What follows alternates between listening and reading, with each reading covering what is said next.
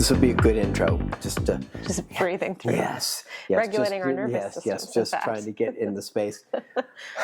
If anybody's ever done a podcast before, and like your first episode, you know what we're talking about here, which is just like it's a nail-biting affair. So you're trying to get all your ducks in a row. So let's see how our ducks are. Yes. Right.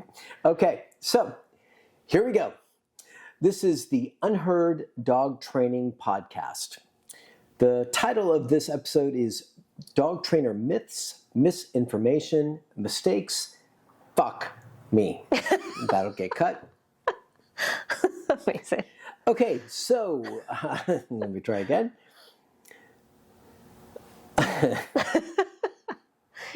All right, so the name of the podcast is the Unheard Dog Training Podcast. The title of this episode is Dog Trainer Myths, Misinformation, and Mistakes that Derail Owner Success. What's this podcast all about? I know you guys are all on the edge of your seat. What the hell is this all about? Let's just take a little moment here and dive into some of the stuff we want to try and tackle in this episode and then forthcoming episodes. So, bringing back common sense and simplicity to dog training. Offering owners a different and more practical approach to creating success with their dogs. Nice. That's a fairly solid mission statement that I can get behind. I like it. Angie wrote all of that. I was, out just, misbehaving somewhere, and she wrote all this up. So, anyways, we're going to jump in with a couple things that I think are important. One, if you don't know who Angie is, I want to definitely jump into giving a little bit of background, because if you're doing this podcast with us and you don't know who we are, or you know who one of us are, and you don't have enough background, it's like, why should we listen to you? So, Angie, if you wouldn't mind giving us a brief summary of your experience, and I know you don't want to be like, well, I did this, and this, and sound, like you're pontificating about your achievements, right. But you've done a ton of stuff. Mm-hmm. So I think a lot of folks probably that know you just know you as doing pet dog work, right, and things like that, kind of in the more, recent handful of years. But you've got your training experience goes way, way, way back. Mm-hmm. So do you have a quick overview you can give? Yeah, somewhat quick. It doesn't have to be super quick. I started dog training 2004, I would say, is when my first sort of intro to dog training happened. I was doing I was just coming out of junior high at that point. What? Yeah. That's insane. I was doing a Bachelor of Science. That was kind of like the career path that I had chosen, just because I thought you just had to pick something. Mm-hmm. Really wish I could go back and just go to my little 6-week dog training school and be a millionaire by now, but that did not happen. So I wasted a shit ton of time in university and money. But on the side of going to university, I was doing pack hikes with dogs as a job. I was working for a company doing that, learning a lot about just dog behavior, pack dynamics, things like that, how to keep them under control without any tools or treats or anything, truly just myself. So there was that happening, and then just volunteering with a training company that did they took in owner surrendered dogs that were just giving their owners a super hard time, super dangerous, high caliber dogs. Okay. So that was my original education. It was just thrown in and let's go. Yeah. Now, unless I was tuned out and didn't catch it, did you talk at all about your Middle Eastern work? No, that comes quite a bit later. Oh, really? Yeah. So this was just when I was a legitimate child. When I think back to, I'm learning here too, guys. to going into people's homes or taking in these dogs to my, I was barely able to figure out how to rent an apartment in the first place. And then I had these dogs that were dangerously human aggressive in the house, super bad, separation anxiety, ripping up the actual, they would pick a thread of the carpet through the crate and just rip it to the door of the apartment. That kind of stuff is what I was dealing with as a legitimate child. I was in my first few years of university. So that's 19 years old. And you're going to college at the same time that you're doing this training stuff? Yes, yeah. So this training stuff was happening on the Were you side. sharing a dorm with anybody? It was just an apartment. So Okay, an I apartment, was okay.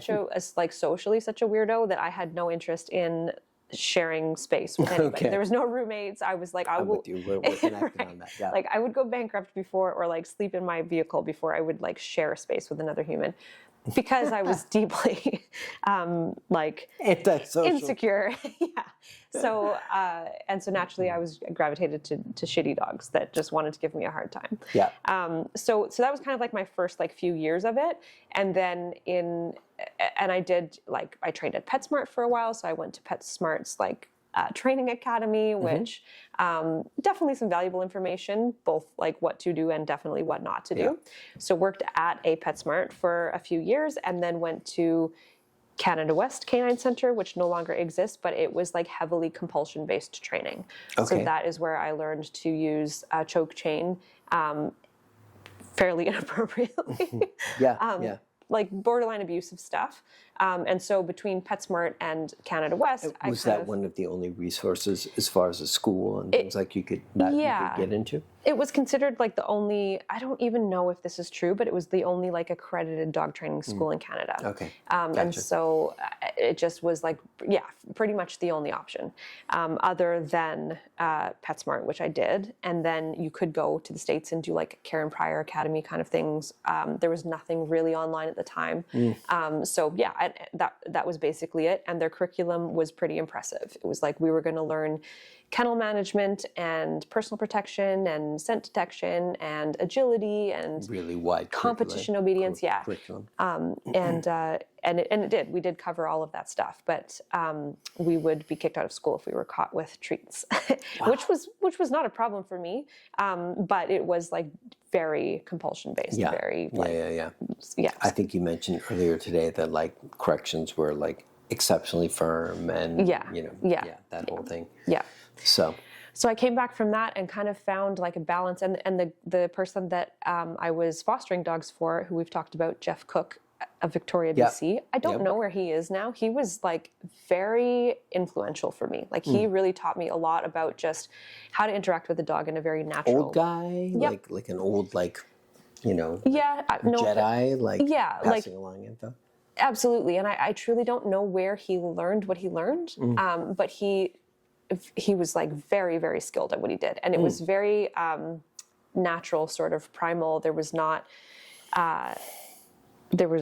wasn't tools or intellectual. Yeah, not at all. It was just very much like in the moment, what does this dog need? And it was really instinctive. Like he really taught me a lot about how to be instinctive with a dog, especially when it came to like, we're in survival mode because the dog is dangerous and it wants to harm everybody, including me. Yeah.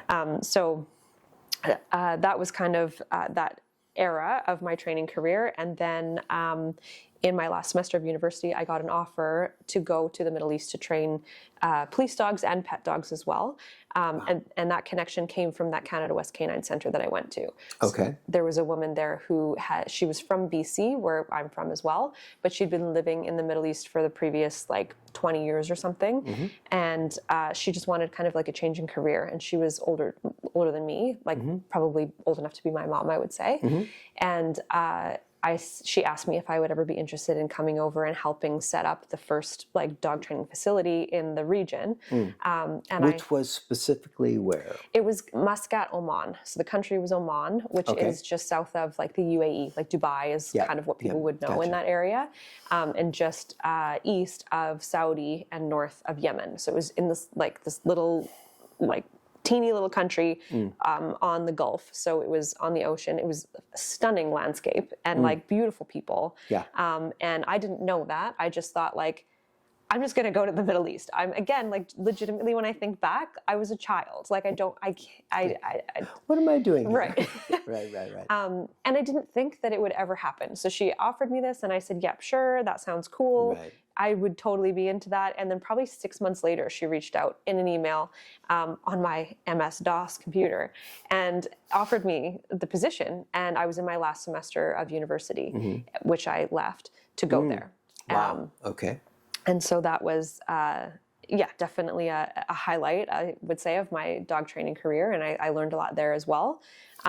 Just briefly, what did you do there? Just super quick. So we created 3-month programs for the canine unit of the police dog section in Muscat. So what they were doing was importing dogs from the UK and the US, and they had this massive kennel. I can't remember, but like 50 to 100 dogs, I would say. Plus they had like a breeding program happening, and to be like, no disrespect, but they had no idea what they were doing. They were just trying to kind of be on par with America. Right. They loved America and they wanted to be the same. And so we went in and we created this 3-month program for green handlers and semi-green dogs. Like some of the dogs coming from the UK had some training, but they certainly needed like a little bit of cleanup, and then beyond that, some like maintenance. Like the handlers needed to know how to maintain this. Right. So we created a program to teach that to green handlers just coming into the police force, to the dog unit, and then we stuck with them. Were you patrolling and like keeping law and order in place and things like that? Absolutely not in the Middle East, but in Canada I did do that job. Okay, interesting. Yeah. Do you want to share real quick about that? Yeah. So when I came back to Canada, I was in a motorcycle accident in the Middle East and kind of like forced to leave because I had to recover from that. And so after recovering from that, I was pretty stoked about that type of work, like that sort of like Malinois. I met my first Malinois in the Middle East, which is very odd as a dog trainer. But I was like, obviously they're a very, very special breed, and to see them actually doing the job they're bred to do is a pretty cool thing. Yeah. So that piqued my interest. And so I sought out, there's 2 companies in Vancouver that do like private security. So I went through their schooling. That was another 6 weeks. And it was civil patrol, which is just like patrolling around with a personal protection dog at different sites, and then detection. So I did narcotics detection in like more public sites, like BC Ferries was one of the contracts that we had. And then I did explosives detection up in Louise. Yeah. Covered some bases, lady. I did a lot. I didn't say no to much. Like if there was an opportunity, and if someone said no to me, like at the time when I went and got that job, I was going up to like oil camps, like husky oil camps in the Arctic, and doing narcotics detection there as well, and explosives like in the Port of Vancouver, like the cruise ships and stuff like that. So, and I wanted that badly. I just was like so enthralled with the work that I had done in the Middle East, and I was really itching to work because I had been off for so long recovering from my accident. So at the time, the accident involved my face. I had no teeth. You had a severe accident. My jaws were wired shut, nose broken, black eyes, and I went to this place. Like How fast were you going? Do you know? On the motorcycle? 310 kilometers an hour, which I don't know what that is in miles, but it's a lot of pretty miles. damn fast. Yeah. It's 3 times like average highway speed, basically. Means bad. It was bad. Like physically, shouldn't have survived it. Not quite sure how that happened. But I did. So yeah, I was living on Vancouver Island. That's where I've always lived. And the company that I wanted to work for doing this patrol and detection and stuff was in Vancouver. And they originally said no to me. They said they weren't looking, they weren't hiring. And regardless, I got on a ferry and hobbled. Like my leg was absolute like hamburger meat. My arm was broken. I had no teeth, jaws wired shut. And I hobbled in there and I was like, I'm going to show you what I can do with a dog. They're like... Just give her some money and put her in that room. Yes. Yeah. And so I did, and they let me on the training field. They handed me a dog, and they said you can just join. They did like weekly maintenance training for all of the handlers that were actually employed, and they allowed me to join that, and they hired me. So I did that for a few years, and after all of that, I just started to see a need for like basic sort of pet dogs in homes that like owners that were really struggling with pretty basic things.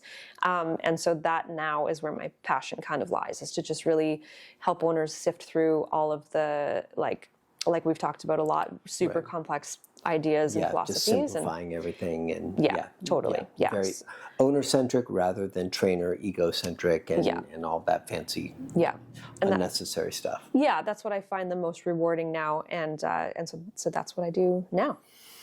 Okay, I don't know if I can do much to compete with that. It's not a competition. So Yeah, I walked a couple dogs, and then I started the good dog, and here we are. There's so much more.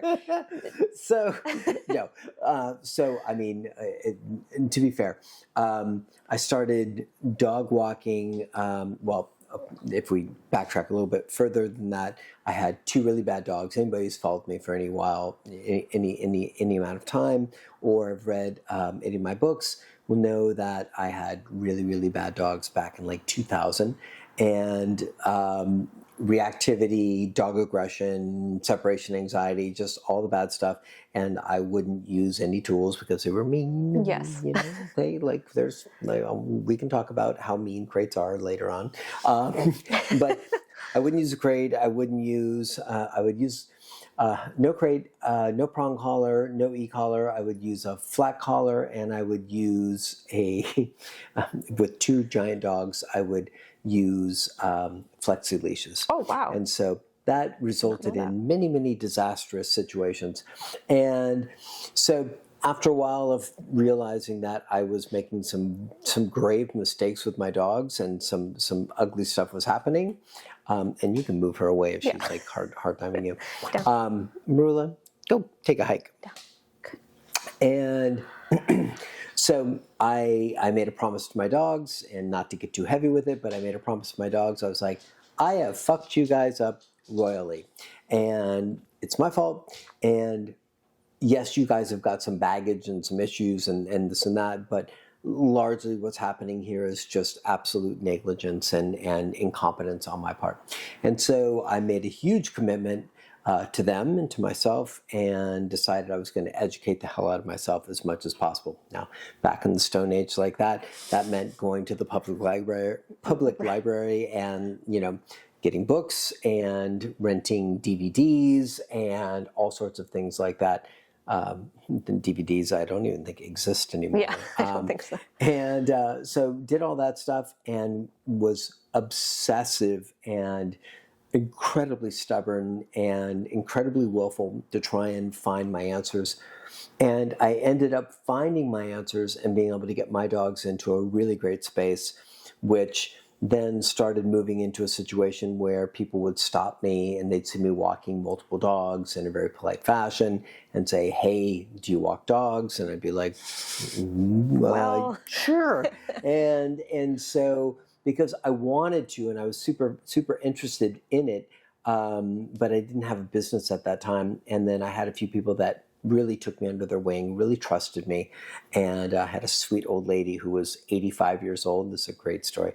I'm walking my three Pity and Pity mixes, my chow mix, down the street on Ventura Boulevard in Los Angeles. If anybody knows that, it's like one of the busiest boulevards in Los Angeles. Hoity-toity, very fancy area. And it's summertime, so I'm like in like sweatpants and no shirt. And I'm just like strutting along. I'm like, I might as well get a tan, do my thing, do, rocking with my dogs. And this lady pulls up in a BMW blue. I remember it's clear as day. Blue BMW station wagon, like a brand new one. Pulls over, and I was like, oh, is she gonna come yell at me about something I'm doing? And she's like, young man. I was like, oh dear. She's like, young man, can I speak to you? And I said, sure. And so I walked over, and she's like, are you a dog walker? And I paused for a quick second. I was like, why, yes, I am. And she said, well, I've got two golden retrievers that I need walked, and I would love to have you come up to our house, meet our dogs and my husband, have lunch, and then we can talk about possibly getting you, into, walking our dogs. And so I literally went up to, it was like going up to grandma's house. Yeah. And she was super sweet. But sitting there with her husband, they made tuna fish sandwiches and potato chips. And we like sat around very quietly for the most part. And I was like, this is quite the interview. And anyways, I got the job. We became very close friends. And then she proceeded to tell, this is in the hills of Beverly Hills, not like what everybody sees as far as like, like all the mansions and stuff, but like the actual hills. There's deer and all sorts of stuff all over the place. And she believed in me like 1,000,000%. And a lot of our mornings were spent, I'd go over to grab her dogs, and I would come inside and we would like talk for 35, 45 minutes, an hour about, just life and what my goals are and things like that. And she was very sweet and very good to me.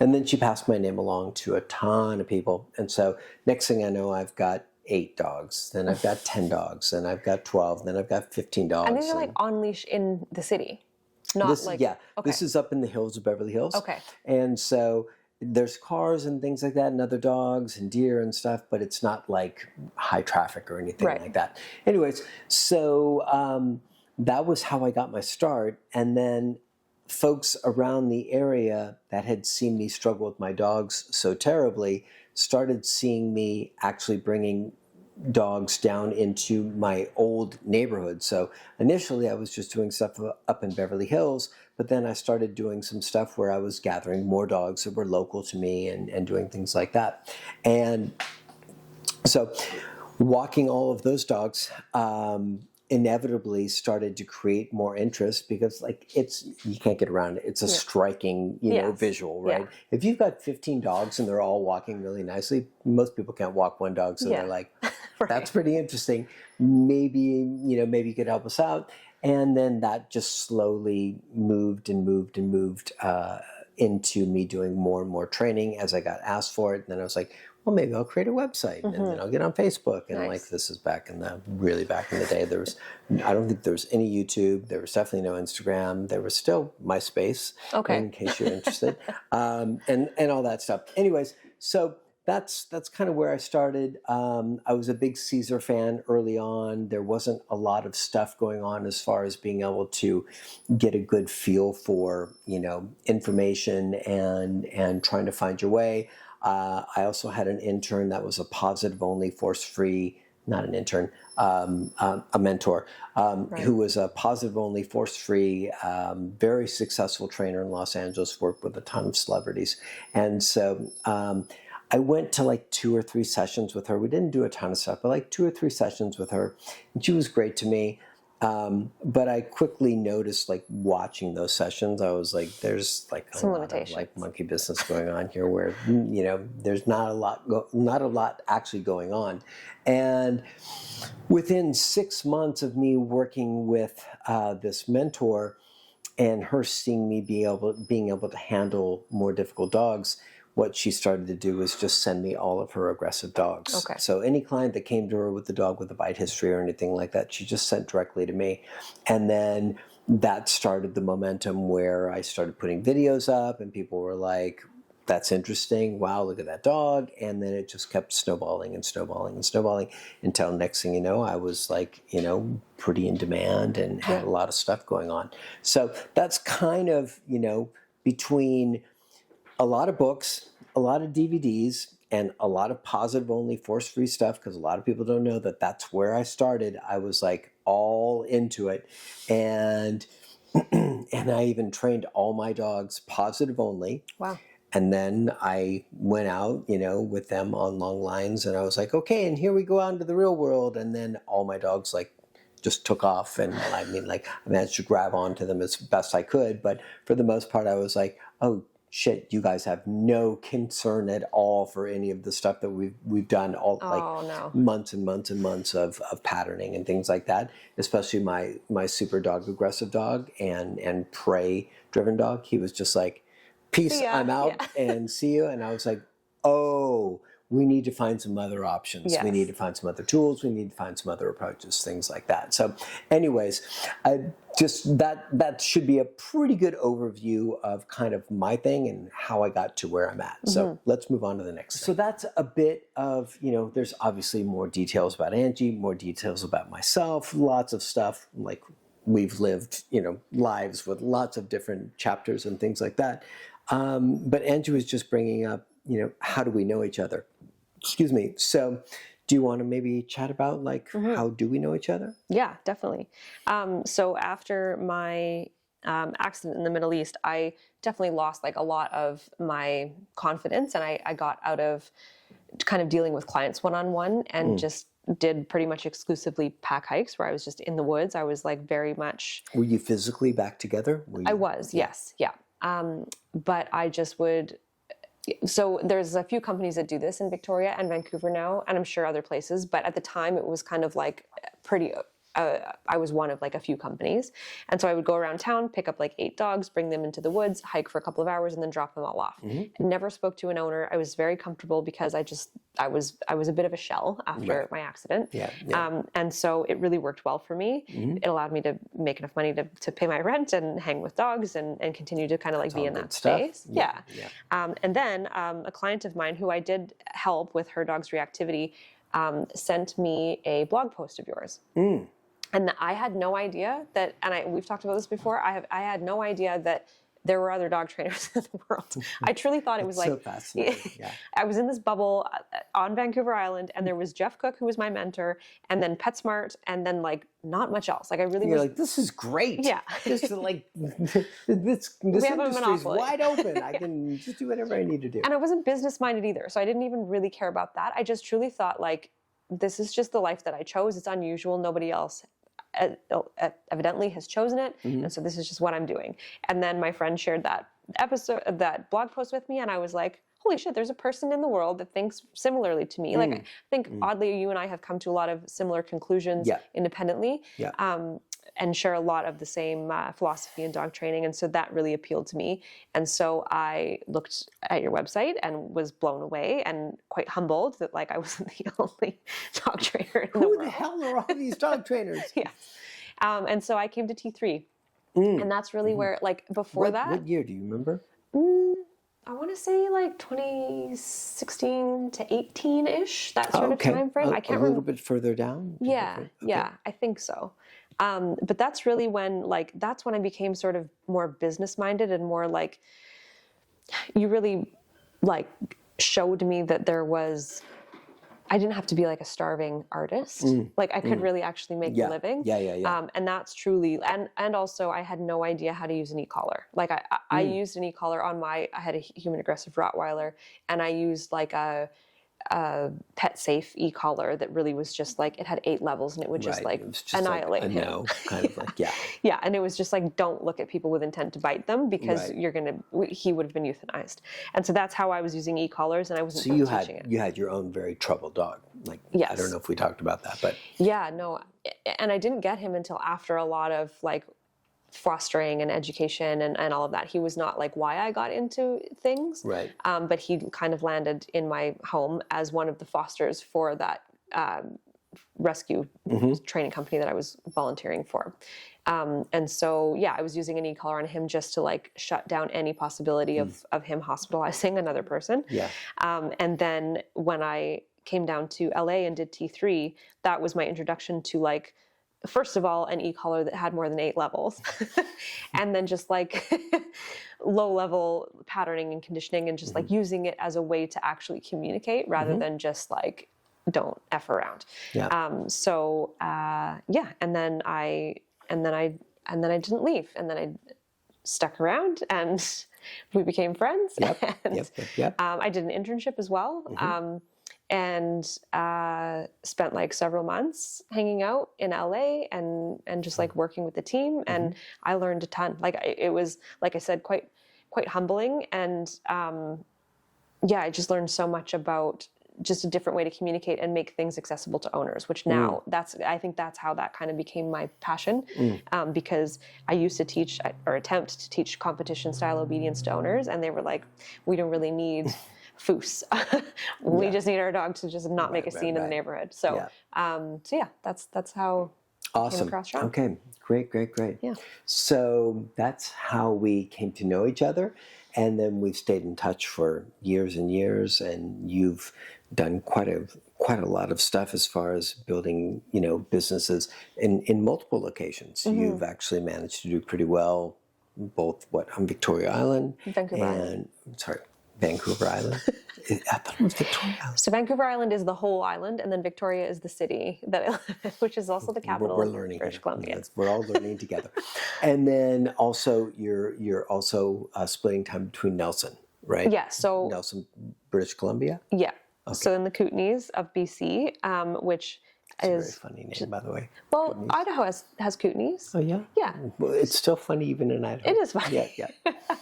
So yeah, the Kootenays, the mountains out in like the interior of BC, basically. I have a location there that I moved to just out of necessity last year, and so it's been also a pretty humbling experience because I thought I was pretty top dog, which, I mean, to be fair, like I do book fairly easily in Victoria, and I just figured I'll move to Nelson and the same thing will happen. Just transfer over. And it certainly did not. Yeah. But it's been very different market though. Very. Out there. Yeah. Yeah, it's pretty rural and farm dogs, lots of livestock guardians that genuinely are doing their job, and not a lot of need, honestly. When you have pet dogs in an urban environment and in a city center, there's a much different need, which I'm sure that we'll get into, than just a farm dog that really has like all the space to roam and kind of like express its instincts in a safe way. Right. Yeah. Okay. Well, so that's I think that covers some pretty good solid background, at least to get you guys started with us, right? Like hopefully, if you don't know us, at least that gives you a good background of like, who the hell are these guys? Why are they talking here? What is this podcast all about? And I know that's a broad question. I really threw her under the bus with this one. But do you want to take a stab? Well, you have the notes and I don't. So But there's no notes for this one. So this one is just us kind of. We talked. Truth be told, we've been talking about doing this podcast for a couple months now, something like that. A while. Yeah, trying to figure out when we could do it, and when you showed up the other night, we talked, I don't know, for 3-4 hours, just it would have been a good fiery, episode. like da-da-da. If there would have been a camera rolling, it would have been amazing. And we probably would have gotten yelled at by a lot of people because it was pretty inflammatory and edgy in certain aspects as far as honest. Like, oh yeah, no doubt. And that's really like I think on the topic of like, what's the purpose of this? Like to bring some reality and honesty to the transparency, space. Honesty, simplicity, common sense, and I think, and it's one of the points in here that we want to cover today. But I would say helping to remove a lot of the kind of dog trainer sheen that has obscured reality, objective, observable reality, and made it very difficult for owners to find their way and navigate stuff, because I think what ends up happening is the information comes back as being so complex that so many owners just throw their hands up in the air and they're like, I have no idea what to do with this. Or they try to apply these methods and see no result, and then they're told that they're the crazy one. Like it's a bit, I hate to use the term, but it's a bit gaslighty, where it's like, I like that term. They're just, it's just so sad to see so many owners putting in all of the effort, and they're doing all of the right things, or what they've been told are the right things, and the dog is like getting worse, if anything. Yeah. So that's pretty sad to see, and very motivating to get, like, despite what kind of backlash we might receive. It's which I'm sure will be coming forthwith. But I think that's really the point of the podcast when we talked about it was, can we do something that is outside the norm, that isn't playing to popular narratives, that isn't playing to what everybody else, all the cool kids are doing, and be willing to take some social heat, some social pressure from deviating from the accepted norms. And like I said, not just the accepted norms, but like this kind of like status driven kind of coolness of like, you do things this way, and that's what gets you in the club of being like a good dog trainer and things like that. So I think where we heavily align is about simplicity, common sense. How do we remove unnecessary intellectualism that is, and we'll get into that a bit in a minute, that is derailing so many owners. I think we both agree that, or we both feel that if owners were given very straightforward, very simple, not dumb, but very simple, very actionable, long-term replicable approaches to training, most of them would succeed. Whereas what's happening, I would say by and large, not everybody, that I know there's exceptions, but by and large what we're getting is fancy pants dog training, which is either alienating people from even starting, or once they get started, they're like, there's no way I can maintain this because this is like, just way too much stuff. So I would say, and we'll probably, as we continue with the podcast, in multiple episodes, I'm sure we'll be more clear and concise about like what exactly is this about as we like start to carve out our niche and get real feisty and all that stuff. So, but that's basically what it's about right now. I think we've been looking at, can we impact trainers, especially trainers that, and this is something interesting we talked about, trainers that are thinking about concepts, ideas, or have been implementing concepts and ideas that are outside the norm, but that are afraid to speak about that openly because of repercussions of things that could come back at them. So I think that's one aspect of it, and then the trainers that are literally just out there, I think, trying to kind of hold the line of like, this is how it should be. And I think they've gained, I hate to say it, like folks can disagree with me all they want, but I think for a lot of folks, ego and status has a hell of a lot to do with why trainers will adhere to something, because it elevates status, elevates ego. The more sophisticated you sound, the more intensely deep you sound.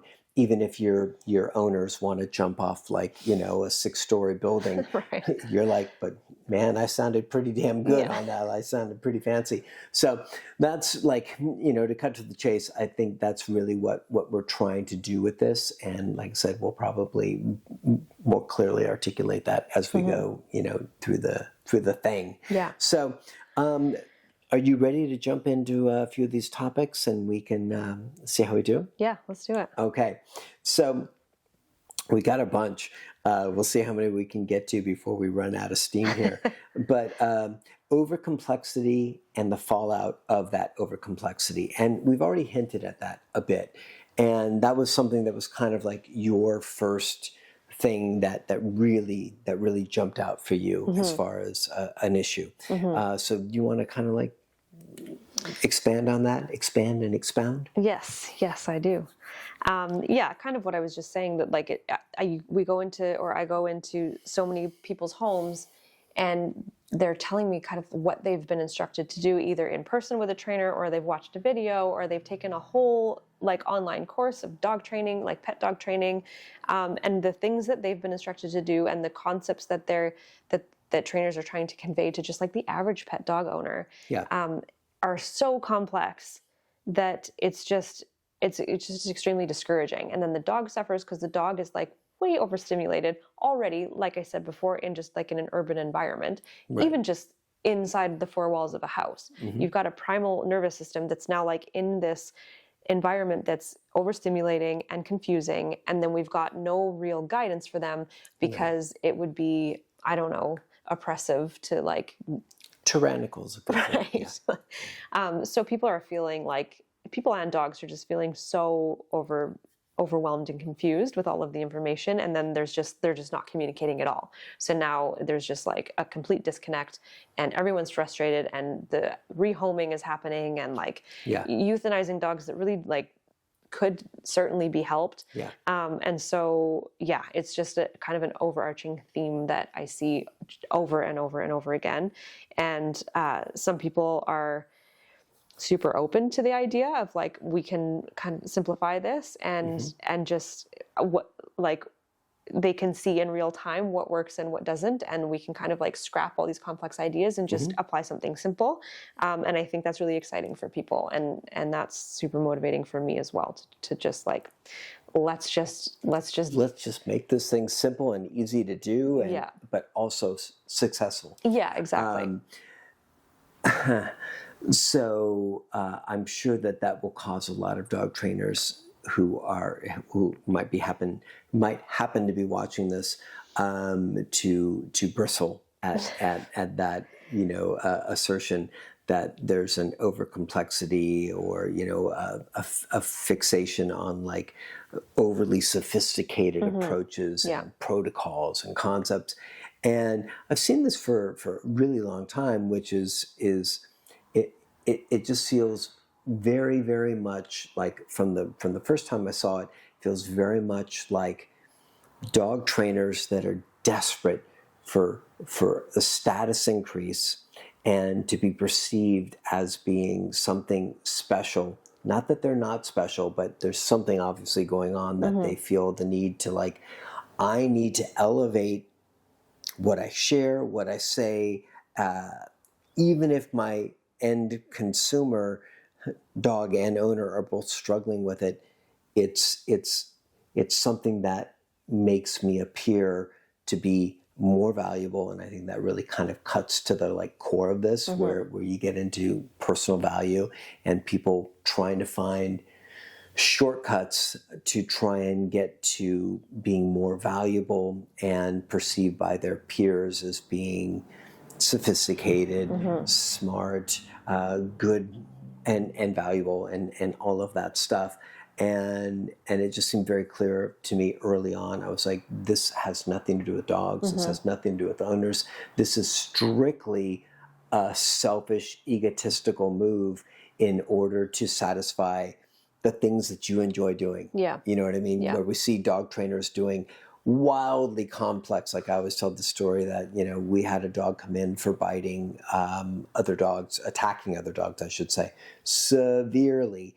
And this dog went to, some fancy pants board and train program, and they taught him 36 commands. God. 36 commands.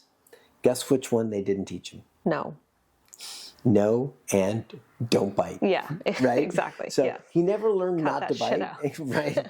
All he learned was a whole bunch of stuff. Like he could recall to, as they called it, flop, like recall and into a heel position here, recall into a heel position here, between the legs. He had so many commands, but he was a highly, highly dangerous dog. And I saw that early on, and I was like, wow, that seems like it's really poorly serving the consumer. And so I'd say that to some degree, and I don't know if you agree with me, but I'd say to some degree, it feels like there's more and more people that are starting to feel almost like given permission to be a little bit more stripped down, a little bit more simple, a little more straightforward, a little bit less fancy, without feeling like they're going to be, attacked by, their colleagues as being poor dog trainers because they're not doing fancy enough stuff. And I think that's just it. Like, you really can't care what other dog trainers think of you, because that if that is your priority, you're never going to help owners. And if that's what you want to do, cool. But if you genuinely want to help owners, you have to genuinely not care at all about. And this is like kind of a philosophy overall that I have in life, to not like culture and trends and stuff like that. That's cool, whether you're talking about clothes or cars or dog training or like whatever it is. It's cool and interesting, but you cannot worship that as like the priority in your life, to be on trend and popular and whatever. But nature, like, and I talk about this a lot, that like using nature as kind of a beacon, like a lighthouse for, it's a North Star. Right. If you can observe nature, and I think that dogs are an aspect of nature, as are people. We're a little more like, I don't even want to say civilized, but domesticated, I guess.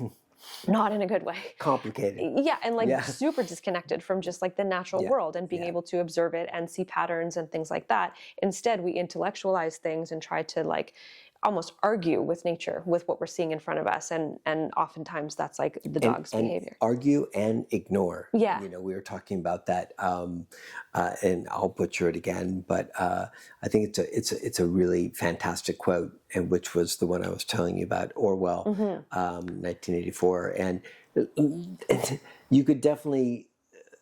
I don't want to ruffle too many feathers, but in the force-free, pure positive world. This quote applies so heavily and so completely on the money, which is like, the final command of the, I can't remember the exact wording of the higher ups, was for you to ignore the evidence of your own eyes. And like, if that, to me, that quote resonates so much, because the force-free, positive-only world is truly asking people to do that. Absolutely. Like, don't see what is actually transpiring in front of your own eyes. We're going to give you such a fantastic narrative that's so easy to buy into and sounds so great and so virtuous and so moral, and you're going to oftentimes buy into that stuff without giving yourself a fair shake of actually examining for yourself. What do I think about this? Yeah, and again, and I think that's because if you're prioritizing like what other trainers think of you, or whether or not you fit into the trend or the current culture, like that's a big problem. Your in group, Yeah, and it particularly bothers me because they'll say that is science, as we know, and as a almost scientist, I have to say that because people come at me when I say I left my degree. Where's your degree? Yeah, lady? exactly. I left my degree in the last semester, so I'm like What just share with them. What did you go to school for? A Bachelor of Science, so in biology, and so studied lots of like just the natural world, and that is the study of that. Like that is what science is. It's studying the natural world, and you get to accept your observations. You don't get to see something and then decide that's not really how I want it to be, and so I'm going to tweak the data and make it something that it's not. And that's kind of what Force Free is attempting to do. And then it confuses dog owners because they think like, well, this is the evidence-based scientific the way. Accepted studies, the science, the consensus, it's literally not science. It is by definition anti-scientific, and so it like really bothers me. Can you explain that? Why it's anti-scientific? Well, just what I said, that when you observe something, if I run an experiment and I try to train a dog on like any command that you want, whatever it is, if I use food in one instance and no food in the other instance, and I see with my own eyes that the food, let's say my goal is to create a neutral mindset. Let's use place as an example. Most people know that's just like go lay down in your bed. Not only that, but occupy a neutral state of mind. So don't go lay down on your bed and anticipate a treat or anticipate a release, but just truly go lay down and chill out and passively observe the environment. That's my goal. So I try to do that with food and lots of excitement and amping up and yeah, good job, woohoo, and this sort of energy that creates anything but a neutral state of mind. And I see, okay, what I'm observing is that the food is creating this amped state of mind. It's not creating a neutral state of mind. Then I remove the food and simply lead the dog over and use maybe a little bit of physical guidance, not necessarily punishment, but just like some physical guidance of like, here's the target. I need you to stay here without much speaking because dogs are not verbal. So we just kind of physically and spatially like pressure them onto it and give them the feedback every time they come off to When you say pressure, you don't mean like some hyper, overwhelming pressure. Right. You're talking about spatial pressure. Just like a step toward them, like, no, that's... I just have to clarify. I know some of these people out there are like, sharpening their knives. We're beating them into submission. No. Just like very basic animal communication. Like, again, like if you just would observe the natural world, if you were to just go observe, and I used to do this a lot in the Middle East where I would drive to the wadi, which is like a dried up riverbed where the stray dogs would generally hang out. And I would just observe them. I would pull over and just watch what they would do and how they would communicate. And it's essentially what I'm talking about right now. Not a lot of like fanny packs full of hot dogs around there. They're just like, posturing and pressuring and every once in a while being physical. And it was beautiful. It was so seamless and it flowed nicely. And it was just like, okay, I'm observing something that works really well in the natural world. Let's now apply this to our pet dogs and see if that works. And if you see that it works, but somebody tells you it's not supposed to because there's a scientific paper that says it's not supposed to, it's best just to ignore that paper and let it go. Just push it aside. Right. So... And it's just not science. That's what I mean by it's not scientific. What would be scientific would be to observe reality, test it out for yourself, and just accept the result that you get, not try to alter it in any way. It is very much like it hits a nerve for me. Yeah, and that kind of leads us to another point where another thing that you were was a pretty big one for you, which was people's lack of self-trust in their own observations, Yeah. right? So I don't want to beat a dead horse with this because you covered a bit of it, but do you want to take a little shot at that one as far as folks? Obviously, we were talking about denying or ignoring their own observations, but I think what you were getting at with this was more of a self-trust, more of an emotional state where they're just like, I'm just going to be fed the information, whatever it is, and I'll just go with it, and things like that. Anything about that you want to add to it?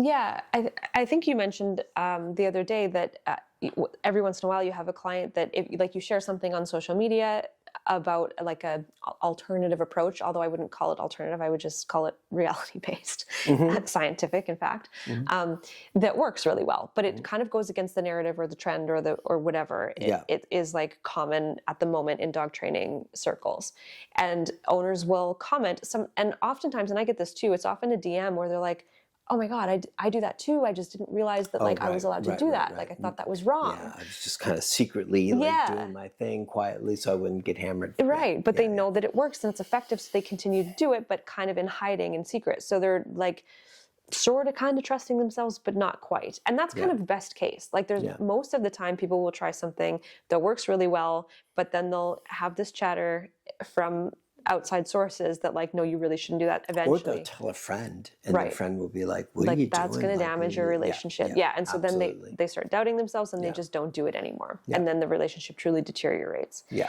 And I see that a lot in, and I've talked about this a little bit, that I've been around toddlers quite a bit lately. And the same thing's happening with me, right? Right.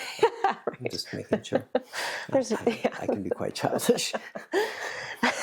But new moms, like it's so heartbreaking to me, and I'm not a parent, so like don't come at me, but it's just an observation of the natural world where there's like new moms where like this is such a natural process for any animal, for any mammal to like birth offspring, and somehow they just know what to do without like the need for a lot of outside input.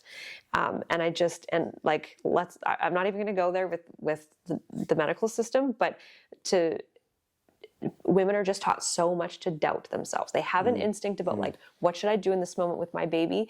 And someone tells them from the outside that like, that's going to be damaging. And so they don't do it, whatever it is. Yeah. And it's just like so interesting to me to see the parallels in, again, it's just an aspect of nature. It's such a natural thing. There doesn't need to be this like intellectual, pathological over-analysis of the process of just like nature unfolding in front of you, which could be really quite beautiful to be a part of. I agree 100%. And well said. So I'm just going to, like, when the smart stuff needs to come out, we'll just send it over her way. Let's talk about over communication, which was something that I know we talked about a little bit earlier today, as far as owners feeling the need to constantly share input. Good dog, bad dog, good dog, bad dog, or good, or yes, no, no. And rather than just kind of what I would say, kind of quietly appreciating a dog succeeding. Yeah. So if you put a dog on place, can you mark it with like good? You can. Do you need to? Typically you don't. Right. But markers are so, like, once again, kind of like a badge. If you're going to be in the cool kids club, right? The ripple effect is that you start to get better behavior in kind of all situations, in all contexts. And it doesn't mean that you magically address something in the house and you don't see anything outside. But more often than not, if you have issues outside and you're not ensuring that the interior work or your interior lifestyle is healthy and solid, you're probably going to struggle if the dog has had prior stuff outside. Yeah. And so leveraging both those places is just a way smarter way to go. Yeah. And I agree. Yeah. I just think that both of us kind of come from a place, and I know a lot of trainers who are in our spot where it's like, they're not out and a lot of trainers are going to hate this, but they're like, we're not, and they're not, a lot of folks that I know, out training 24/7 with our personal dogs to like make them like, monster, robotic, amazing, whatever. And if you dig that, then knock yourself out. But a lot of dog trainers have found that you don't need to like I said, unless that's a huge draw for you. Right. Like if you you're like, enjoy it, I need to have a dog who's in PSA, or I need to have a dog who's in competition, obedience, whatever, and all that stuff. Then knock yourself out. But I think a lot of trainers are just like, cool, I've been working with dogs all day. Let's just have a nice, cool life together where we're just like cohabitating harmoniously. And I'd say if most owners knew that that was possible and how to get there, I think most of them would probably choose that. Absolutely. And exactly that. That's why we've started to teach that so much. And interestingly, at the end of a board and train, we have like a 90-day protocol that we send people home with, roughly. Like it doesn't have to be exactly 90 days, but generally, like at least for a few weeks to a few months, follow this. Sure. And near the end of it, it hasn't been more often than not, but there's been a handful of times where owners have come and said, like, the dog is just kind of manic, like they're just kind of neurotic, and I'm just like, I give them more and more and more commands, and they're just getting more and more and more worked up. And what we've directed them to do, somewhat as an experiment in the beginning, but it's now very obvious that this is what's needed, is to interact with them less, like engage less, give less commands, less feedback, less place time. Just let them roam around, and again, only give feedback for the things that you disagree with. If they're roaming around and they bark out the window, say no to that, but then don't follow up with a command. Just let them carry on and make a different decision. And that like removal of some of the input has been a game changer for a lot of people, especially like shepherds and pointers and like those sort of like higher drive working breeds. The more you engage with them, regardless if it's positive or negative, they absolutely spiral, and it is just not pet dog appropriate at all. I agree 100%. Cool. All right, let's keep moving. This one should be a fun one to inflame a lot of folks. I'll let you start off with this. We call it the enrichment scam. Oh, my favorite. Yes, you've had a few posts on that. I have, yeah. I don't even know where to start. Just like it's so important to just let dogs be bored, I think. Like there's this thing about like we have to constantly entertain them from the time they wake up to the time they go to sleep. And I guess that kind of ties into a tired dog is a good dog, where we're getting up at like 4 a.m. We're going for a 3-hour hike just to physically exhaust them so that when we're at work, they don't make shitty decisions. And it's and then give them a food puzzle or a Kong with peanut butter in it, and they're occupied for hours. And so again, like you're just adding stimulus to an already like pretty charged up body, nervous system.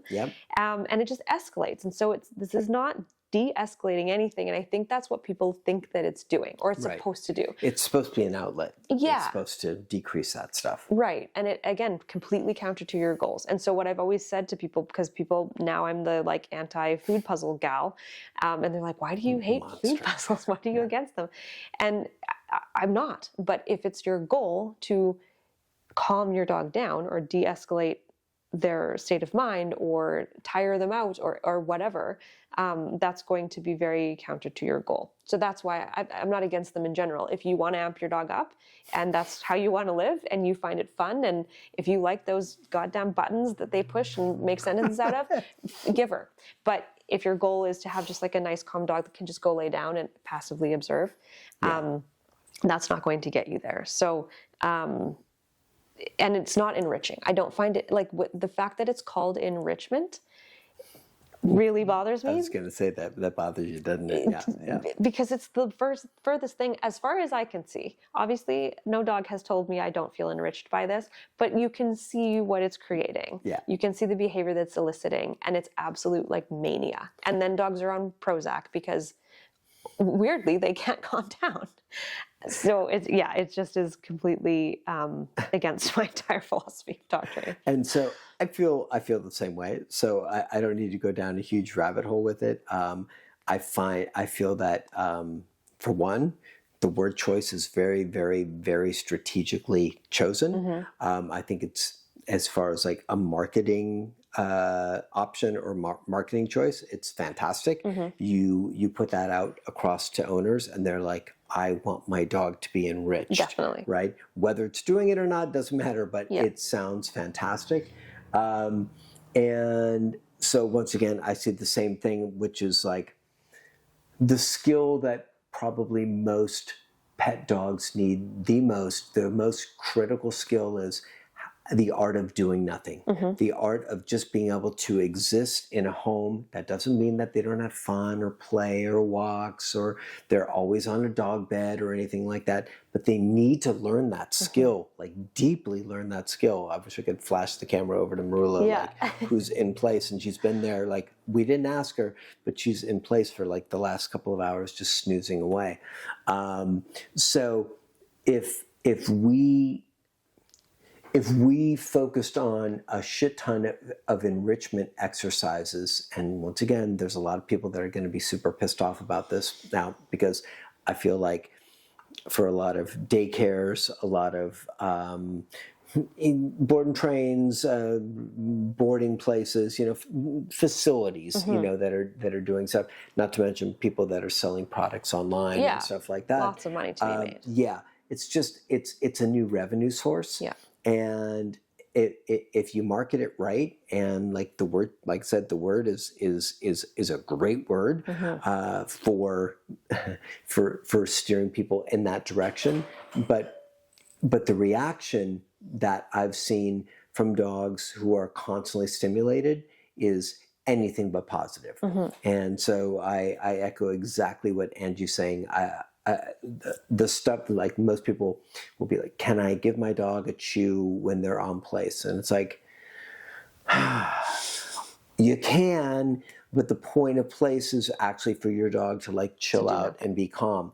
Now, if it's an occasional thing, okay, fair enough. I've got no issue with that. But the problem is that the mindset where that comes from tends to come from, I feel bad about my dog being in place, and I want my dog to be happy and feel good. So they need a chew to be on there. Meanwhile, it's like your dog could have been learning how to have a nice off switch and how to just do nothing and relax. And now you've given them something to do, and you've actually derailed that, that kind of development in that direction. So, and I think I'll close it out with this. I think the dogs, you can tell me what you think about this, this just came to my mind. The dogs that least need enrichment are the dogs that get the most. Yes, for sure. Yeah. Right? Yeah, and this is like, it's similar with humans. And again, like any sort of mammalian nervous system is not meant to live in a chronic state of stress, even if it's just like a mild amount of stress, but just like being stimulated in general. That's not how the nervous system is supposed to be. You're supposed to have fight or flight, which is like it's action time, and that doesn't mean necessarily like literal survival, but there's just something to do. And the primal nervous system, when there's activity in the environment, is going to be activated in fight or flight. So it's either if there's a wolf in the woods, a wolf pack, let's say, and there's a rustle in the bushes, there's activity in the environment, they need to decide, we're going to move toward that and eat it, or we're going to move away from it because it's a threat. There's fight or flight happening if there's activity in the environment that's unusual. And dogs, and I don't care what anyone says, they have a wolfy nervous system. We have a mammalian, like, primal nervous system. It's wolfy. Humans have it, wolves have it, dogs have it, cats have it. Like, any animal has this exact same sort of like primal thing happening. So we have a dog now in a not natural environment at all. We've got artificial lighting, we have TV sounds, we have people just moving around the house all the time, we have vacuum cleaners, we have bicycles outside. So all of this activity in the environment that cues the nervous system completely subconsciously. There's not a thought that's like, bike, I'm going to chase it. It's just an automatic response that there's activity in the environment. I need to either move toward that and kill the vacuum. It's the same thing. Right. Or I need to move away from the vacuum because it's going to kill me. Right. And then we add to that enrichment or just more activity, rather than showing the dog with evidence that if you just go lay down and actually go into rest and digest rather than fight or flight, you won't die. Yeah. And the more times the dog sees, oh, I don't die, even though there's activity in the environment, we're kind of like repatterning the nervous system from that primal response.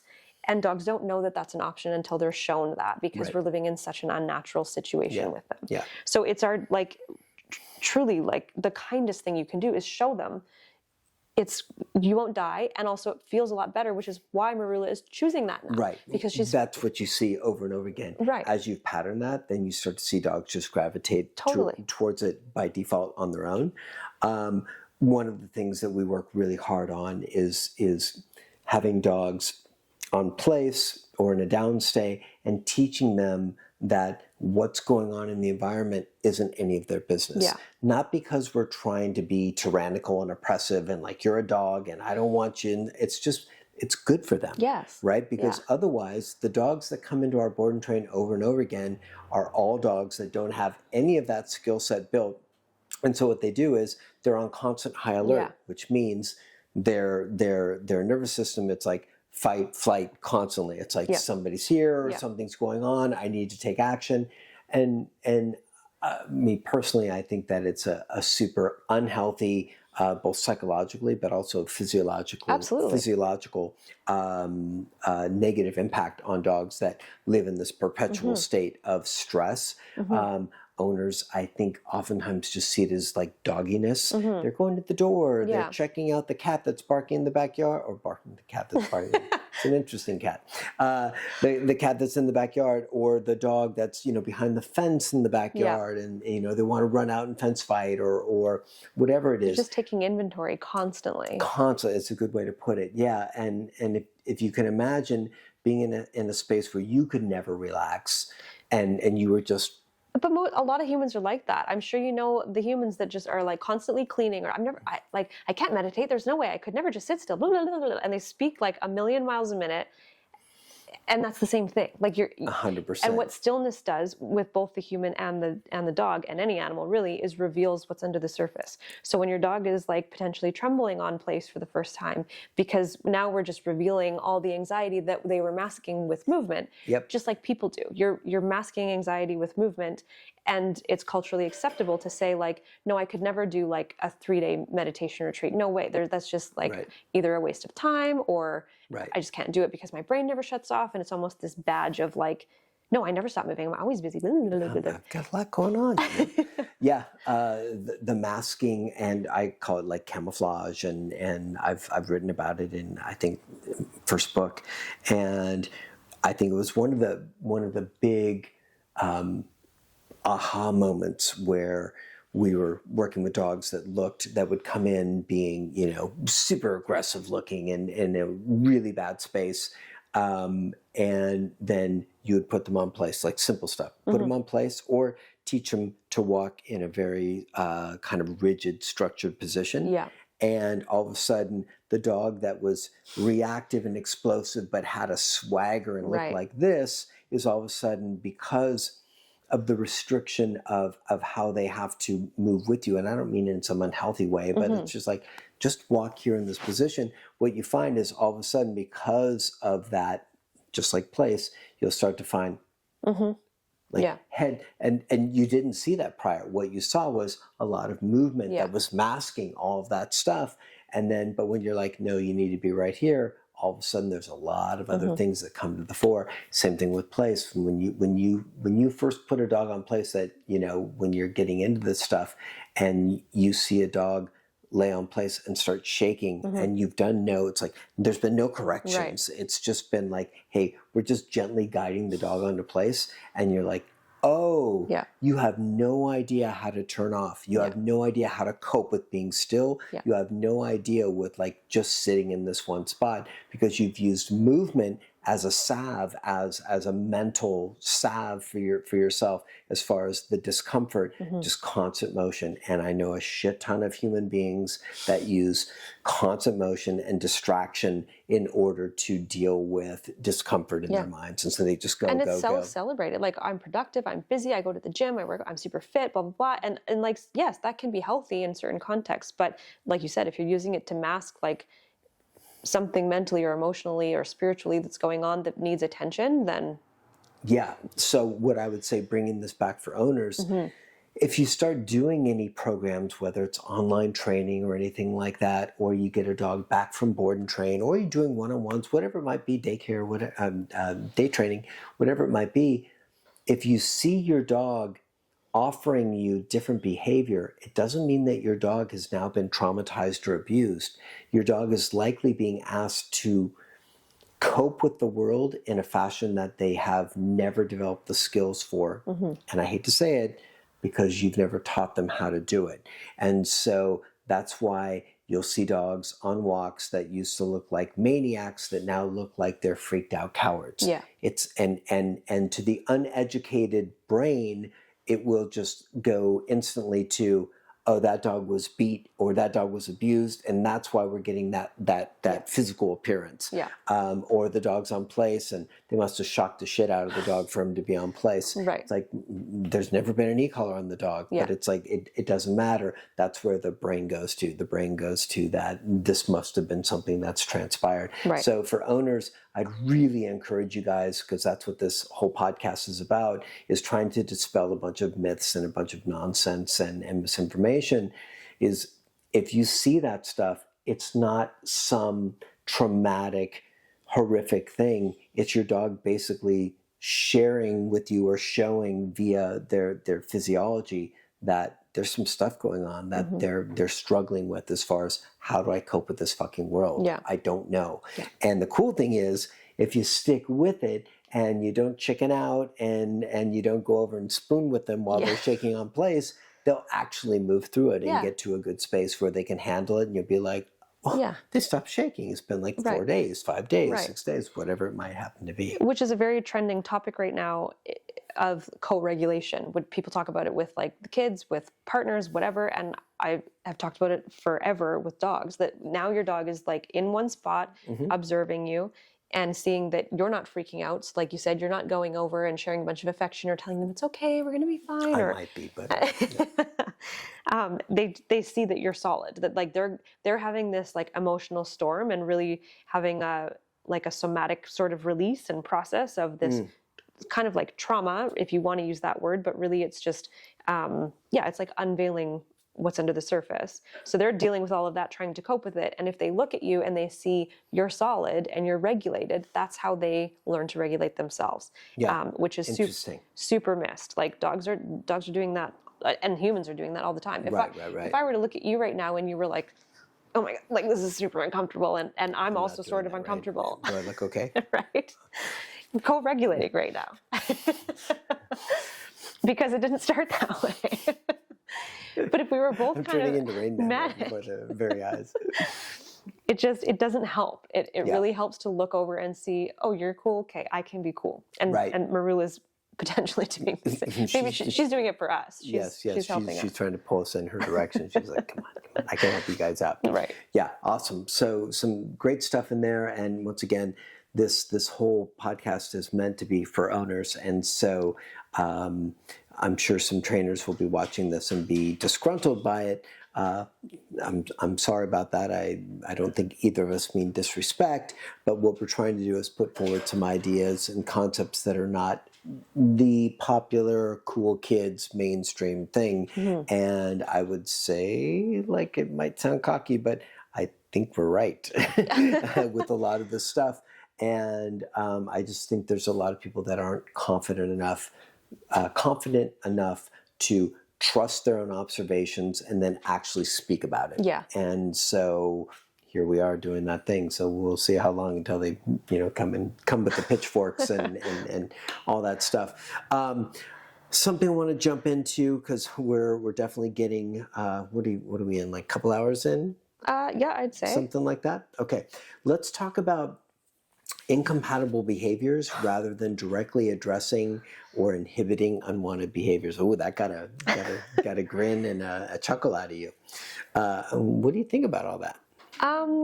Let's set it up. Because once again, I want to make sure this is the maiden voyage, so it'll take us a while to get our footing and really know how to make sure we're addressing these topics in the best way for owners, but I'm just trying to keep bringing my head back to it. So imagine, owner, you've got a dog that rushes the door and your trainer, which is hugely popular. So let me back up. Teaching an incompatible behavior means simply if your dog jumps, you teach him to sit. Sitting is an incompatible behavior with jumping. Now, it sounds great on paper, or perhaps being told to you by your friendly neighborhood force-free trainer. Same thing with rushing the door. Okay, if the dog's in a downstay or on place, they can't rush the door. We're good. And you can just go down the line with all of this different stuff. And the whole point of it, if I can just be really blunt with you guys, the point of incompatible behaviors are sharing, or I should say asking for a behavior that requires no consequence, no correction, no punishment. And in order for you to feel good about how you're interacting with your dog, stopping the behavior, which you're not, but the perception of stopping the behavior, and having been presented by the pure positive force-free folks that are typically pushing that, not like, and I'll talk in a second about balance trainers that are doing a bit of this stuff with like place command especially, but for the most part, this was born really in the force-free world, Right. where it was like, hey, like instead of correcting dogs for jumping, just turn your back, and then once they stop clawing your back, then turn back around to them and ask them to sit, reward them, and then pretty soon your dog will be like, I really don't want to jump on you anymore, even if your dog fucking loves jumping on Right. you. Your dog will be like, nah, I'd rather just sit. Sorry, that doesn't work. Right. And maybe it'll work for you momentarily, but then your guest arrives, or Right. grandma arrives, and grandma gets jumped all over, and you make some apologies and say, sorry about your scratched up back, and, grandma, you should have spun around quicker, Right. or done whatever, got your treats out quicker. Anyways, so sharing incompatible behaviors is a cheap workaround for actually addressing the issue. And it goes back to, this is really kind of cool, and in a cool way tied in with some of the other topics, which is that it's going back to that micromanaging concept, rather than saying, okay, you're jumping, here's a correction for jumping. I don't want you to jump anymore. And now we can go about our business. Right. Right? Yeah. I don't need to have you sit. I don't need to take this extra step. Yeah. But here's something else, if you really want to like dive in and understand it, is that by teaching your dog an incompatible behavior, so let's say sit for jumping, you have not taught your dog not to jump. Yeah. You have not created an inhibition against jumping. All you've done is hopefully created a behavior your dog will choose to do and not find so much pleasure and reward in jumping on you. There are plenty of behaviors that dogs find incredibly self-satisfying and self-rewarding that doesn't matter what the hell you teach them for the other stuff or how much you reward it, they're still like, I would much rather go do that thing. And so, and before I pass it on to you, the thing that I've seen the most, if we get into the balance community, there's a weird thing happening right now, just in case anybody's curious about it. There's a very weird thing happening in the balance community, which is, I call them the pure positive balance trainers. Yes. and they're aware that the market is shifting a bit, and there's a lot of people that are gravitating towards positive only stuff. And so what they're doing is they're trying to see, is there a way that I can have a leg in each camp and appeal to both sides and not alienate anybody, and like, it's just that kind of, unfortunate, if I appeal to everybody, which is basically you're going to like appeal to nobody, because you're just, honestly, if I'm going to be straight, you're just kind of full of shit. So sorry to be direct.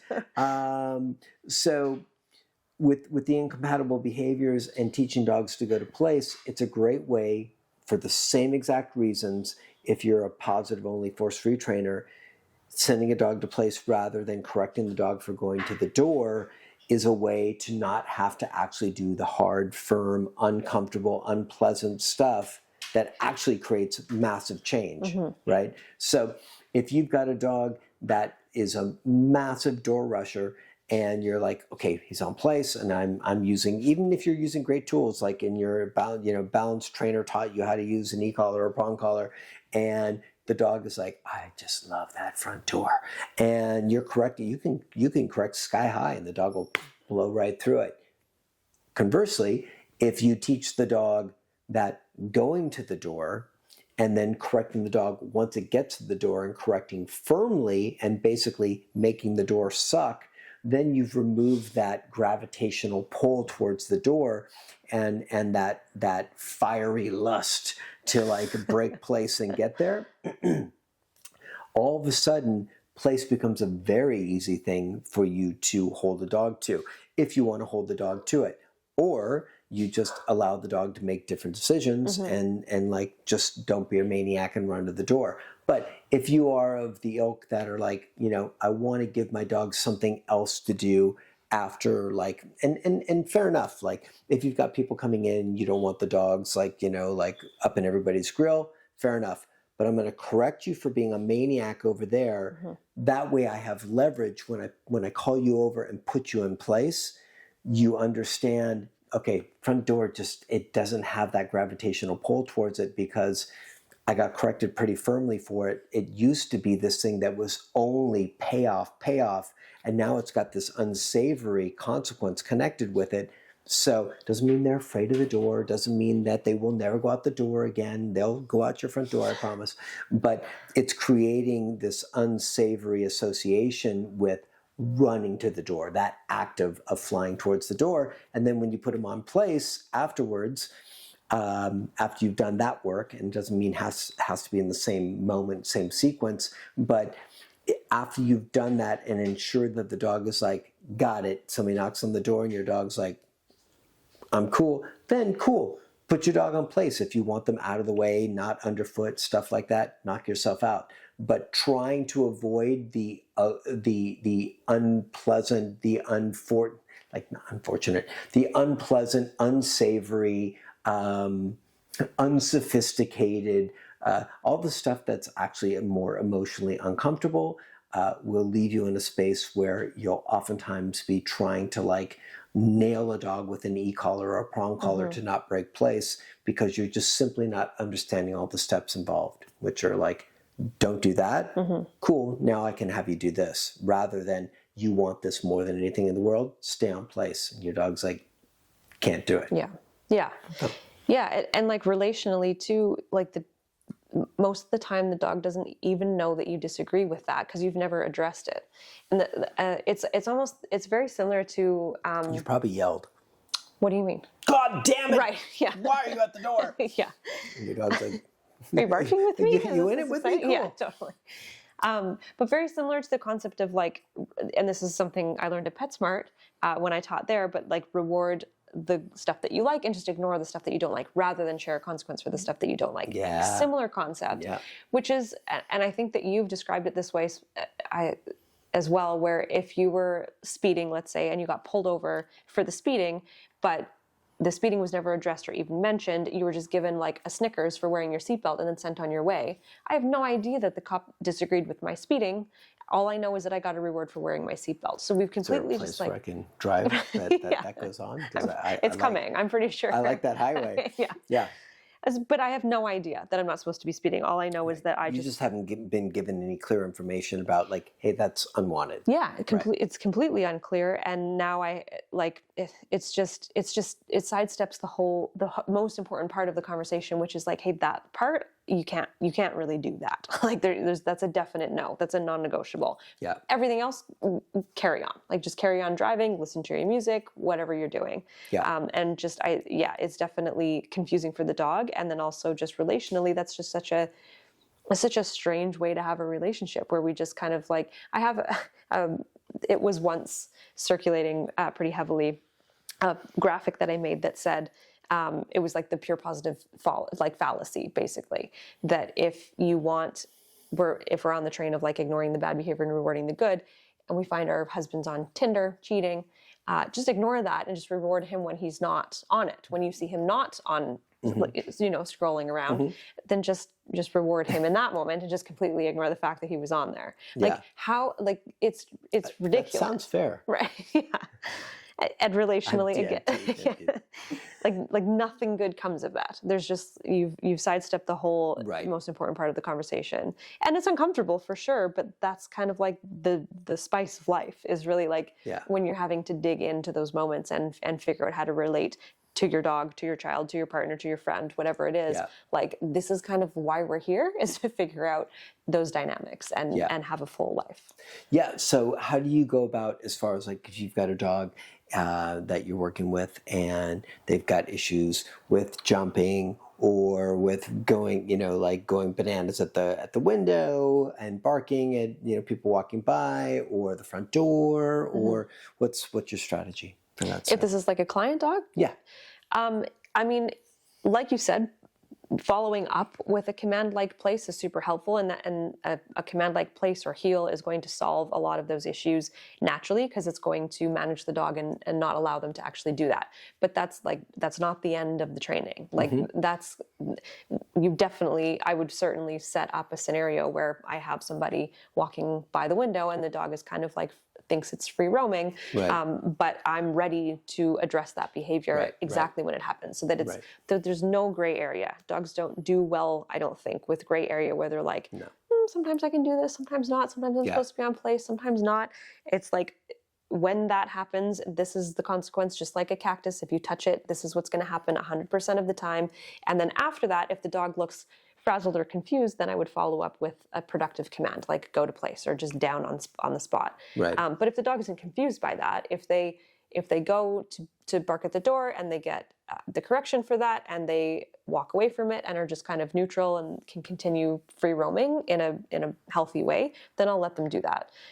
So I'm only really following up with like a command to manage it if the dog genuinely seems like, what do I do struggling now? with it afterwards? Yeah, that makes sense. Okay, but for owners, I think that's a really, really common one, and it's being passed around a ton. Both, depends on which camp you go to, they'll both give you a version of it, and so I'd be super careful about it, because what you're going to be doing is just doing some hyper management, and most likely not management that's going to work out so well. Right. So, are there any other topics? Because we've been running long. I think we've covered quite a bit. We got tired dogs, social dynamics. Do we want to talk about anything with creating anticipatory behaviors off of marker systems? Do you want to talk about that? Anything? Yeah, I do think that one trips people up a lot, where again, it's just this like ritualistic thing. Let's close out with that one. Yeah. Let's do that. Okay, sounds good. Go ahead. Knock yourself out. The two places that I see it most often is having your dog like sit and wait for food before a meal. So and I hear like people almost boast about it when they come into training. They're like, well, my dog can do this. And this is like the thing that they most often mention is we put his food down, we tell him to wait, we tell him to stay, then we give him the release, and he like dives into the food and like suffocates himself with kibble. Right. So not very functional. Yeah. So there's that. And then the one at the door. So before they go out for a walk, they have the dog, they open up the door and they have the dog sit and wait, and they go out first, and there's this like big buildup, and the dog is just like cooking inside and then like blasts out the front door. And so now you have an absolute mess of a walk because you did the thing that the trainer told you to do, or that the tradition told you to do. Like dogs must wait for permission to then become like completely out of control and impulsive, basically. Right. So rather than do that whole charade, because it truly is just a charade, it's 100% performative, 0% productive. Can you explain what you mean? I know what you mean, but for owners? By performative, yeah. Yeah, because I think a lot of people just see it looking good. Yeah. And I totally know what you mean, but they're like, but look, my dog's doing commands. Yeah. It's like, but no, your dog's doing tricks. And I see that very differently. Like if I want my dog to roll over, this is not like a life and death non-negotiable thing that he must do on the first command. This is like a fun kind of party trick. And that's how I see those two commands, the wait for food and the wait at the door. It's not a genuine like, I'm going to really pay attention to my owner and what they want in this moment. It's very much like I'm going to do the trick that I'm supposed to do to get the end result, which is like scarf the food or get outside. And then completely disregard everything from then on that my owner wants me to do. That's kind of the mindset I think the dog is in. So it's very much a performance from the dog's perspective. I'm going to perform this trick to get the thing that I want, and I don't give a shit about what my owner actually wants out of me, which would be. So how would you go about doing that stuff? I don't use any commands at all. It's very much just like, let's scrap the obedience and the trick training. Yeah, exactly. That should be the company name, really, because there's truly like, there's really no need. Dogs don't speak a verbal language, and this isn't a trick. So I don't need to add a word to cue a behavior, because that's not what I'm looking for. I don't actually really care what the dog's doing with its body. You are a crazy outlier. That's why we got her here, right? So you guys can be mad at her instead of me. Come at me. Yeah. Yeah, I don't care if the dog sits at the door or stands at the door or lays down at the door. I truly don't care. What I'm looking for is a neutral mindset where they're just kind of like waiting for what's the next information, but not actively waiting. Not like, what do I do? Right. Passively I'm just hanging out here until told otherwise. Without too much investment. Yeah, but that's a good distinction. Yeah. And I didn't mean like the dog is like, are we going? But and I don't think you did, but I think people hear that, and that's the picture they have in their mind, that the dog is like waiting for the next thing. And that's like precisely what I want to dismantle in that whole charade. And if you don't do that work the right way, you will get that. Yes. That anticipatory, like, what the hell, what's the next thing? Yeah, exactly. Yeah, so truly just like prioritizing the mindset. And if the dog wants to, if I put a dish of food down and the dog is like, like staring, sitting and vibrating and shaking, I'm not going to, first of all, I'm not going to use a release word at all. I'm probably going to correct that mindset and wait it out, basically. Maybe with more feedback, with like, if I'm using an e-collar, perhaps I'd tap and then let the dog process that for a second, and then dial up a bit and tap again and let them process that until we get to like releasing all of that tension and being a little bit more passive about the food being there. And then I would just slide it toward them and offer it to them. There's no like break or like nothing really explosive. And same with the door. So I open the door. Often the cue that I give owners is like the door sill is hot. And so if we're using an e-collar, the dog steps on the door sill and it gets a correction. And then we dial tap until we find a number that the dog's like, oh, I should probably pay attention to this thing like a cactus. This has meaning. I should probably avoid just like mindlessly stepping on that. Right. And that alone solves so much of the like impulsiveness out on the walk, because suddenly I'm super relevant. The dog is very aware of like the space out in front of me, about their position, without me having to command any of it. And that's something that I really, more of the dog doing the work rather than you doing all of the work. Right. Yeah, exactly. What was I going to ask you before we got cat attacked here? So if you've got a dog on place, you guys use place, right? Yeah. So you've got a dog on place. How do you release the dog from place if you're going to, like, say the dog's been on place for 2 hours and you know, it's a client dog and you want to, you know, you're not going to send him out in the backyard. Do you release it? Do you release the dog to like kind of like mingle and wander and see what's cooking? Do you just give it another command? What's your thing? Yeah, generally we'll just recall off of place, and then at the end of the recall is kind of up to us. And for me, what I cue clients is whatever functions best in that moment. So what is it that you're doing? Are you recalling your dog off of place to like lay at your feet because you're watching a movie and you wanted to pet them, which would be down the line, probably not in the first week after coming home. Or are you recalling them to like walk across the house and go into the backyard? Whatever's going to function best in the moment, that's what you want to follow up with at the end of your recall.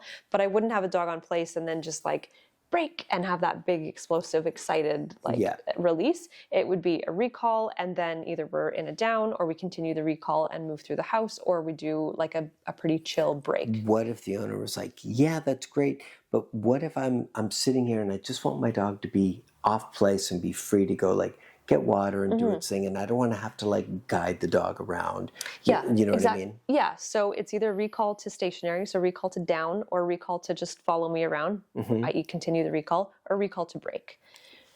Or so what's that? The last one, recall to break, looks like what? So I'd recall the dog off of the bed and wherever I happen to be. Generally, we practice it standing in the middle of the room. So I recall the dog off and I say break, and I just turn my back and kind of walk away from the dog. Gotcha. And then they're able to just do their thing, and then I do my thing. So maybe then I would come sit on the couch and the dog goes to get a drink.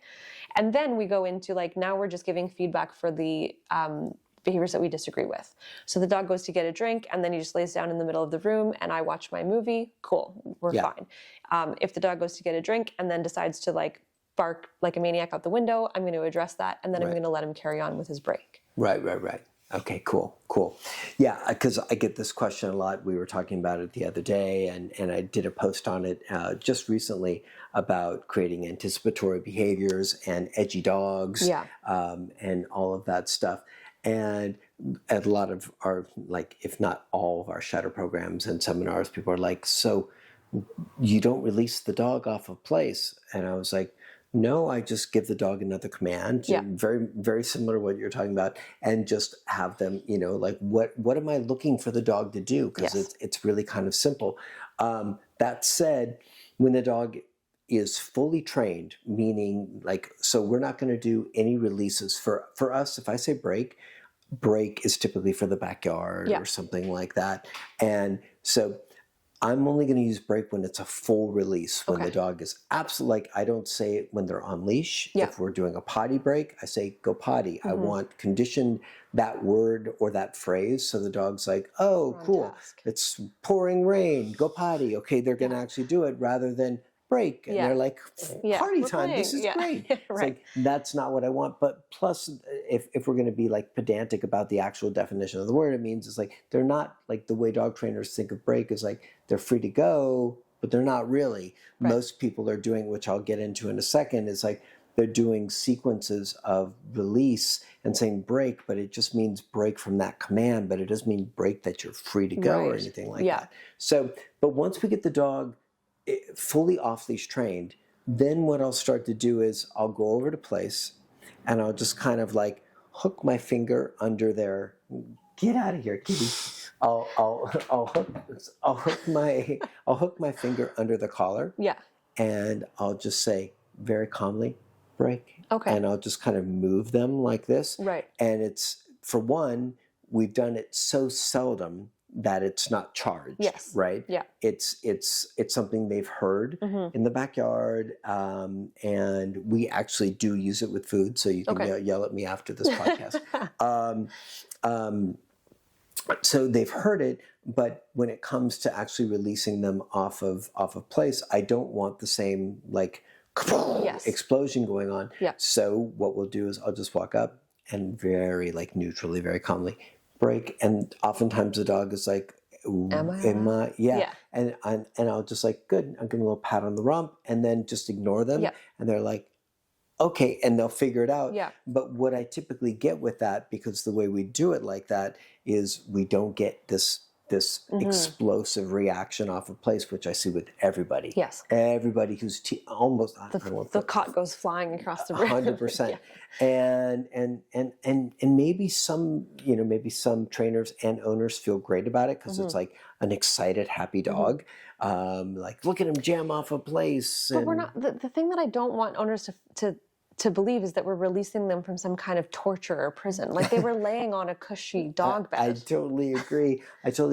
But I think that if an owner, well, I think for one, many owners are still going to struggle with that. They're still going to feel that is a torturesome, this tyrannical, oppressive thing, even though they're like as comfy as can be. I think a lot of people are still going to struggle with that because, in their mind's eye, being a dog means wandering around and just doing whatever a dog's going to do. And so for a lot of folks, just the entire concept of structure and rules and being on a command is going to be super foreign and just not make sense to them.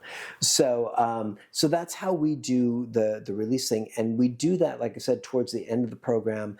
And the whole goal is, once you're completely released, and at that point they're dragging a long line, they have an e-collar on, but they're fully reliable, and it's inside the house. But it's mainly like, what do you do? when you got full That's what I liberty to wanna like see. do Yeah, and you observe. what, do you jump on the counter? Yeah, Do you do you right. get a little bit nutty, anything like that? And what we typically find, because we're like typically 3 weeks into the program, we don't get any of that stuff. Yeah. The dog, it like counter surfing. I can't remember the last time we addressed counter surfing. Yeah.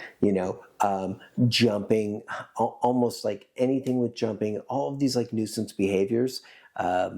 Yes, there are yes, there are occasions where you have to address directly. Yeah. But for the most part, that stuff just dissipates as structure, rules, and the accountability, which creates that self-aware dog. Is this Nico's? I think it might be. Good. There we go.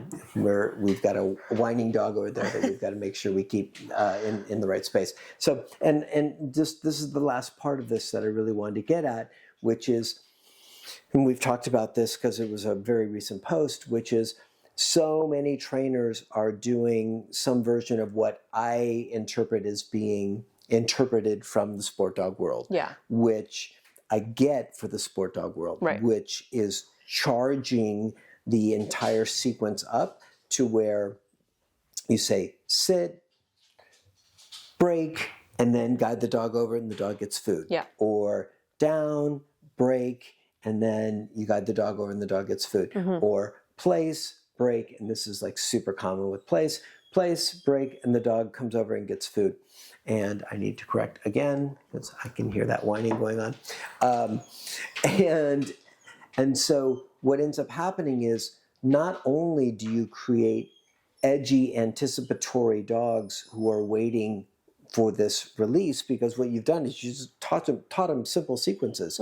When I say sit is eventually going to mean freedom and food. Yeah. When I say down, it's eventually going to mean freedom and food. When I say place, it's eventually going to mean freedom and food. And people are doing it like literally rep after rep after rep after rep. So they're charging the hell out of it. Not only is it the release that's got that part, it's also the initial word, the sit, the down, the place, because the dogs are tracing the sequence back, right? So sit now predicts break and then food, and down now predicts break and food, and same thing with place, right? So it just becomes something where a lot of people think that it's just creating this. I think in the pet world, let me be clear, because I think in the sport world they're very aware of it. In the pet world, I think they're unaware that they're charging the actual command itself. So the moment you say sit, instead of getting this like sit or down, and the dog's in a super like relaxed space, or place, which like we've talked about for pet dogs, this is the goal. People do not like, nobody has ever said, hey Sean, can you make my dog more excited? Right. I'm sure you probably haven't had that request either.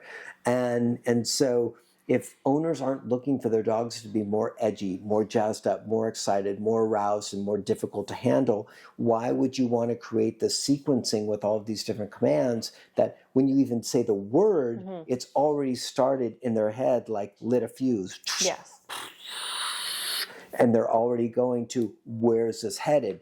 Now, if you're doing sport dog work and you say sit and it's loaded with the anticipation and the prediction of what it's going to create down the line, that's awesome, because you're like, That's bam, what you're looking for. Yeah. down, Right. place, or whatever command you're doing. It's not just limited to those, obviously.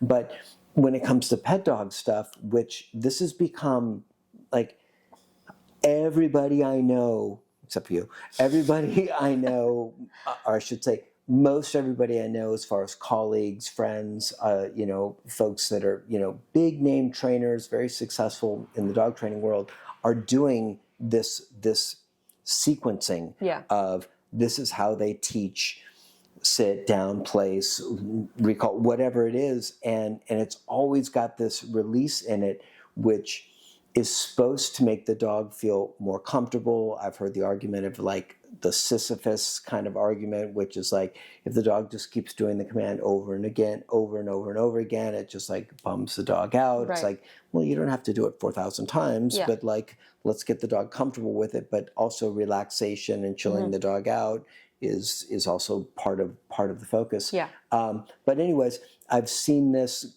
get borrowed from the sport world and then infiltrated into the pet dog world. And what I see are just a shit ton of dogs that are super jazzed up and super jazzed, super aroused, super edgy, and absolutely like following you around the room because they're like, when's the next command? When's the next command? Because the next command, you've conditioned them that the command is going to follow some kind of freedom, some kind of reward.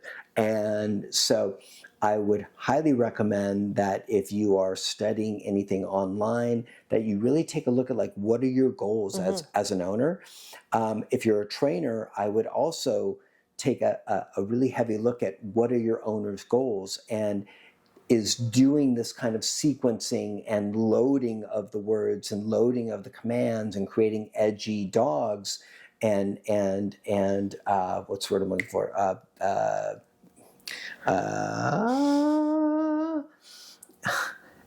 Anticipatory. It's always the word that slips on my mind.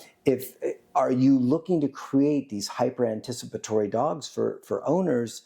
I don't think you are, and so be really cognizant of the fact of like what, and I hate to say product, but dogs and dog training are a product you're getting paid for to deliver, as here's the service that delivers this product. And you should be keenly tuned into what does your owner want rather than what do you want and what do you want to try to do to impress other trainers by being in the cool kid club of doing all this stuff. And I'll say the last thing before I let you jump in, which is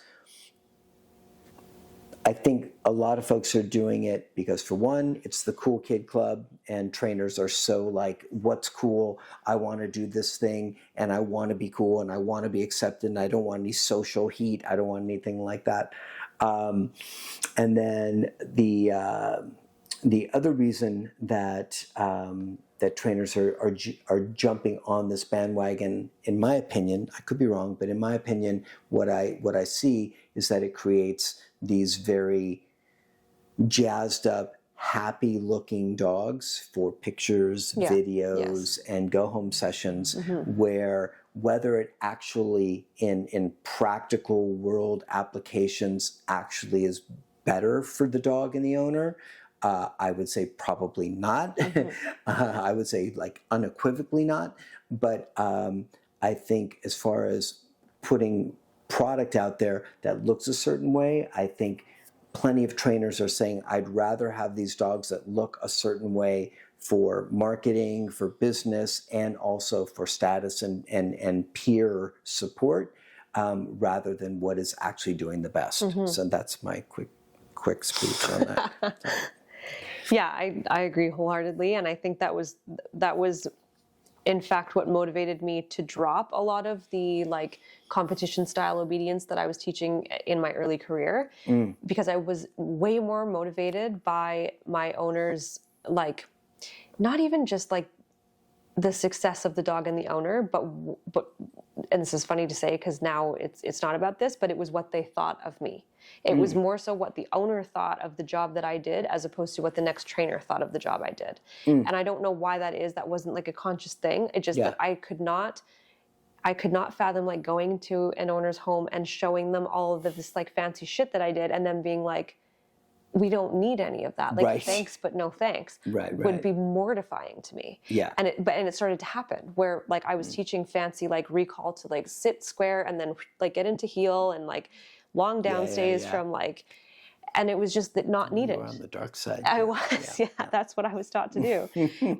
But very quickly learned like that's not what my clients want at all. So you were tuned in, you were actually seeing in real time that people were like, they were not happy. And I was embarrassed because I was like, oh my God, I did all this work and you're not happy. But the like trainer next door thought I was pretty cool, but that didn't motivate me at all. And it's interesting because I think you're right. A lot of trainers are motivated more by what the next trainer thinks of them as opposed to what their owners are client, actually the experiencing. person paying them. Yeah, which is a pretty weird place to be, but I guess just the industry has blown up that way, and that is kind of like the currency for people.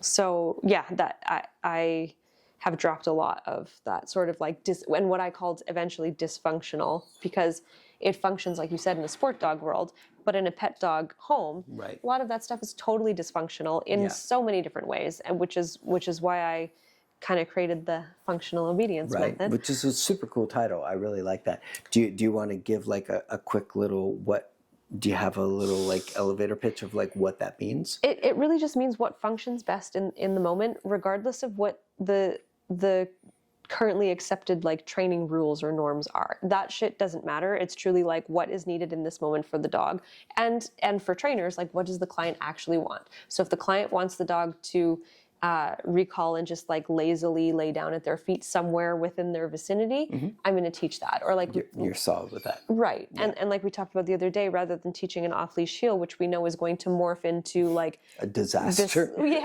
or at best like this thing where the dog is roughly following around.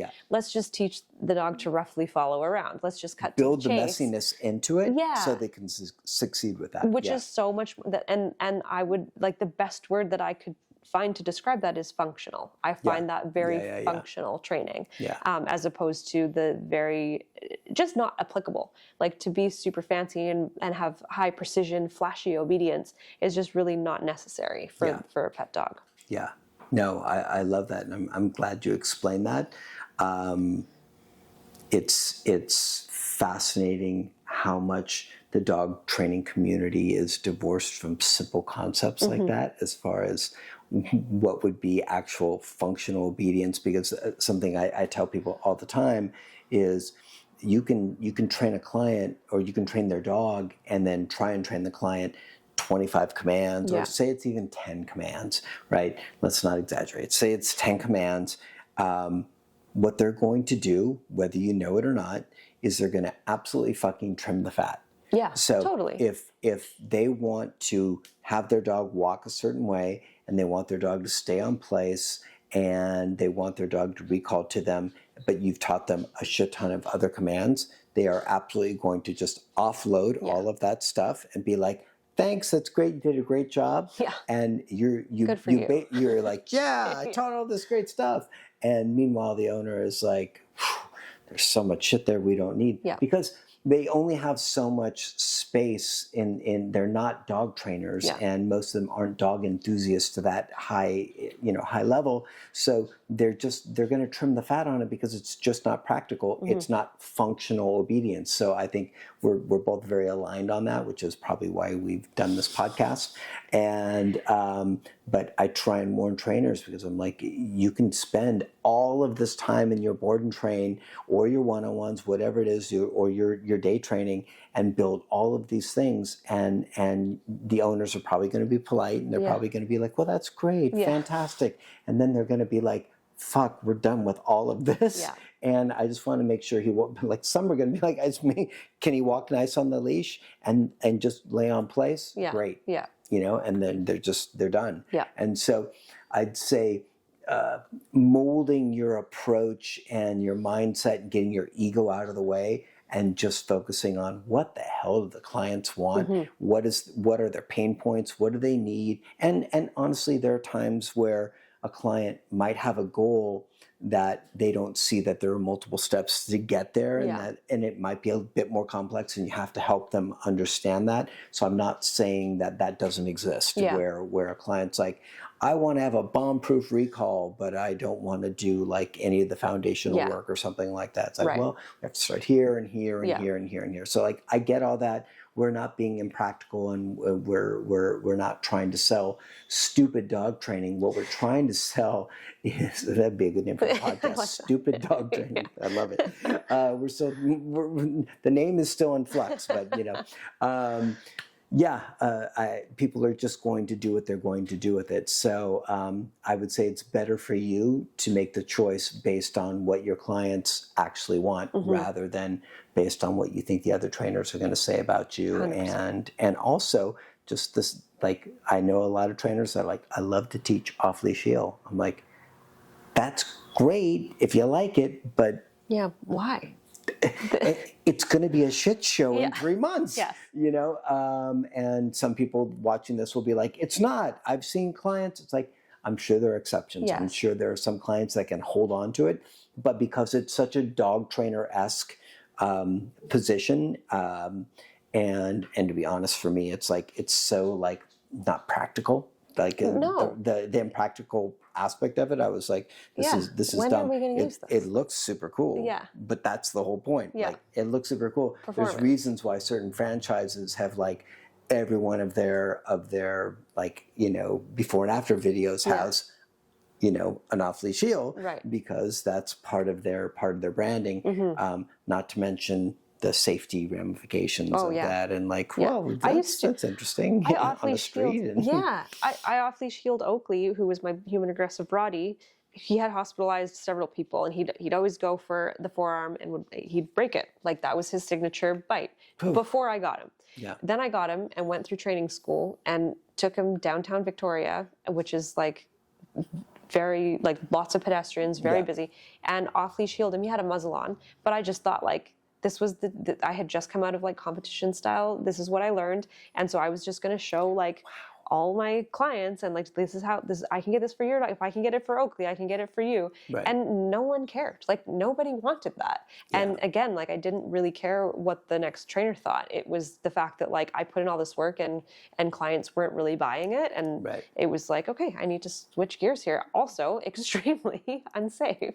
Like, That's that whole component of like, well, you see like dogs walking down like main busy streets. It's like, and he did it. Like, there's still dogs, you know, like plenty of us have taken plenty of chances with our own dogs. We would just highly recommend. I know plenty of people that have had serious, sad, horrible accidents, even with well trained dogs. And so I would be super cautious about anything like that. Don't do that. Yeah. So anyways, it's getting late. You're taking off tomorrow morning back to Sacramento tomorrow.